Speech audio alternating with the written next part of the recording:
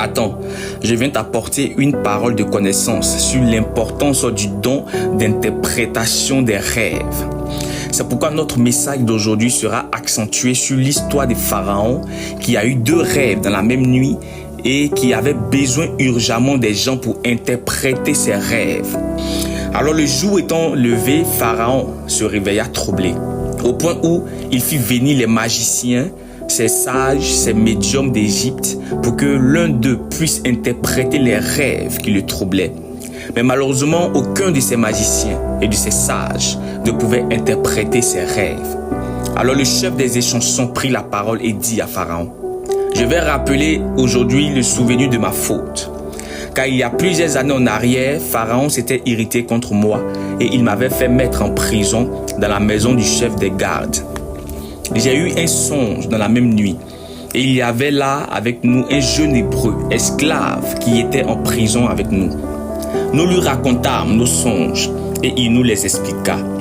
3 jours après, le rêve qu'il m'avait interprété s'est réalisé et je fus sorti de prison, exerçant de nouveau ma fonction d'échanson auprès de vous, Pharaon. Alors Pharaon exigea qu'on fasse sortir de prison le jeune hébreu esclave du nom de Joseph. Ensuite, Joseph fut emmené devant Pharaon et Pharaon va lui dire: « J'ai eu un songe, mais personne ne peut expliquer. Et j'ai appris que tu expliques parfaitement les songes. » Après l'avoir entendu, Joseph lui dit: « Ce n'est pas moi, ce n'est ni par mon intelligence, ni ma propre sagesse, mais c'est Dieu qui donnera à Pharaon une réponse favorable. » Pharaon dit alors à Joseph: « Dans mon songe, voici, je me tenais sur le bord du fleuve. Et voici 7 vaches grasses de chair et belles d'apparence montaient hors du fleuve et se mit à paître dans la prairie. 7 autres vaches montaient derrière elles, maigres, fort laides d'apparence et décharnées.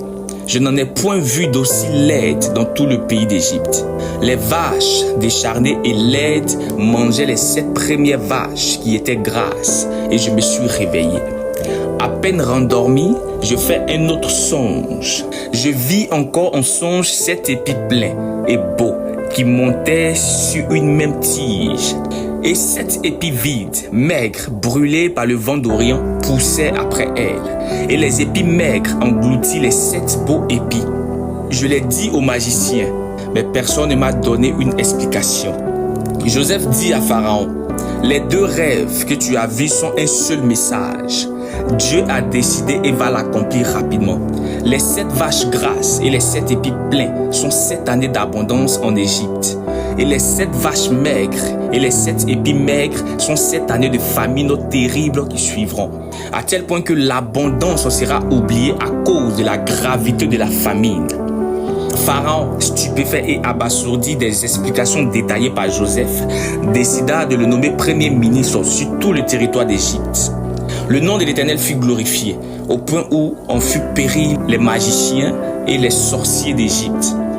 Bien-aimé, par cette histoire, je vais t'emmener à comprendre que Dieu parle aussi aux non-croyants. Pharaon n'était pas un adorateur de Dieu, mais Dieu lui a donné un rêve prophétique. Cela montre que Dieu peut utiliser même un fou pour communiquer une parole. Pourquoi? Parce que la révélation appartient à Dieu.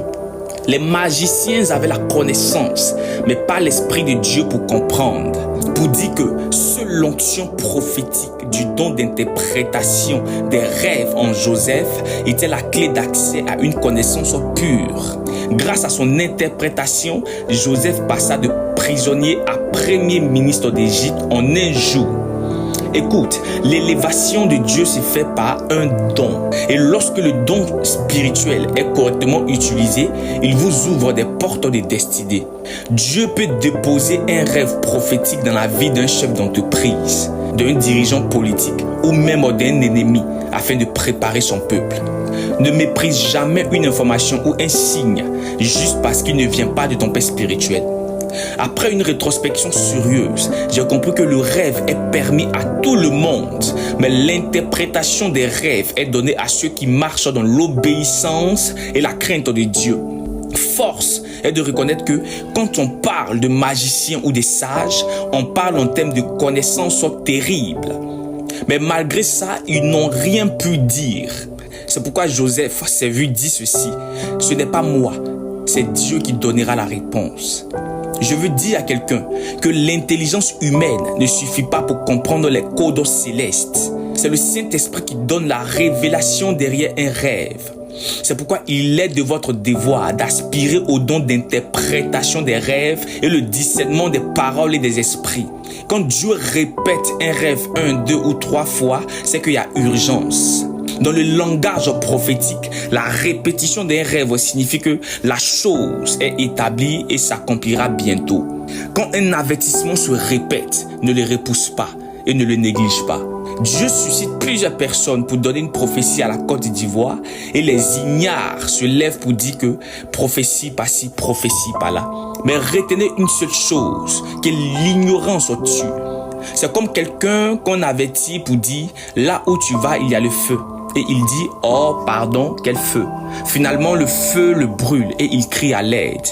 Tu brûles, qui va te toucher? Pharaon a écouté et son pays a été épargné de la famine.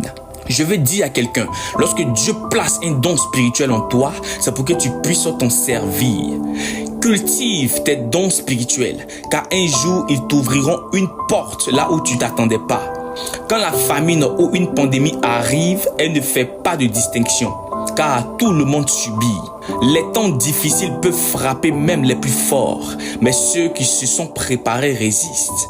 Et ce que Dieu révèle peut avoir un impact mondial. Donc à partir d'aujourd'hui, ne limite pas ton obéissance à ta propre sécurité ou à ta propre intelligence, mais pense au royaume de Dieu et marche selon l'interprétation des rêves. Alors je prie pour toi. Seigneur, donne à tes enfants l'oreille qui entend et l'œil qui voit. Qu'ils ne gaspillent pas leur saison d'abondance, mais qu'ils se préparent pour l'avenir. Ouvre les yeux pour discerner tes avertissements et les bouches pour proclamer tes solutions. Positionnons-les comme Joseph, afin que leur vie serve ton plan et sauve des multitudes. Au nom de Jésus-Christ de Nazareth. Partage la vidéo et sois béni.